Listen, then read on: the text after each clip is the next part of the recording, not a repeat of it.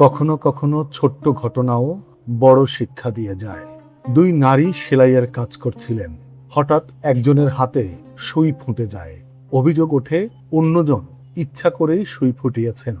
বিরোধ মেটাতে বিষয়টি পৌঁছায় হযরত আব্দুল্লাহ ইবনে আব্বাস রাদিয়াল্লাহু তাআলা আনহুর কাছে। আর সেই ঘটনাকে কেন্দ্র করেই সামনে আসে ন্যায় বিচার প্রতিষ্ঠায় ইসলামের এক অনন্য শিক্ষা।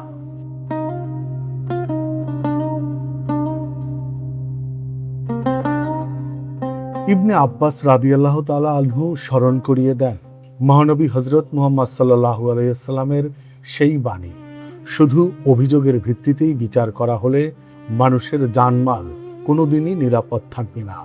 তাই অভিযোগের সত্যতা প্রমাণে প্রয়োজন সাক্ষ্য প্রমাণ, আর প্রমাণ না থাকলে বিবাদে কি আল্লাহর নামে শপথ করতে হবে।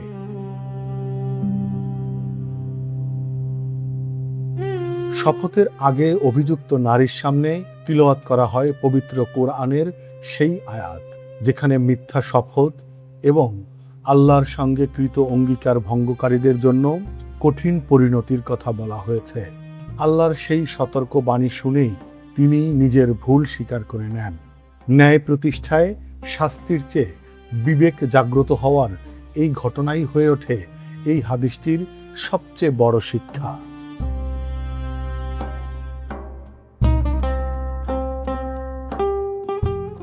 ইসলামী চিন্তাবিদরা বলেছেন, এই হাদিস কেবল বিচার ব্যবস্থার নীতিমালাই তুলে ধরে না, বরং ব্যক্তি, পরিবার ও সমাজে সত্যনিষ্ঠা প্রতিষ্ঠায়ও দিক নির্দেশনা দেয়। কারো বিরুদ্ধে অভিযোগ মানেই তিনি অপরাধী নন। সত্য যাচাই, নিরপেক্ষ অনুসন্ধান এবং ন্যায়ভিত্তিক সিদ্ধান্তই ইসলামের শিক্ষা।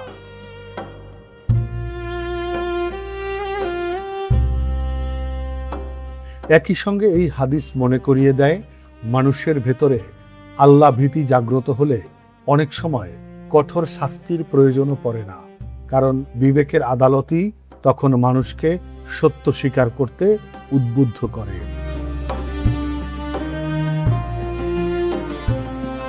আজ যখন সমাজে নানা অভিযোগ, বিভ্রান্তি আর অপপ্রচারের ঘটনা বাড়ছে, তখন প্রায় ১৫০০ বছর আগে এই শিক্ষা নতুন করেই মনে করিয়ে দেয়, ন্যায় বিচারের ভিত্তি হতে হবে প্রমাণ, সত্য এবং আল্লাহ ভীতি। আর এই মূল্যবোধই গড়ে তুলতে পারে একটি ন্যায়ভিত্তিক, মানবিক ও বিশ্বাসযোগ্য সমাজ। Desk report, next Bangladesh 24।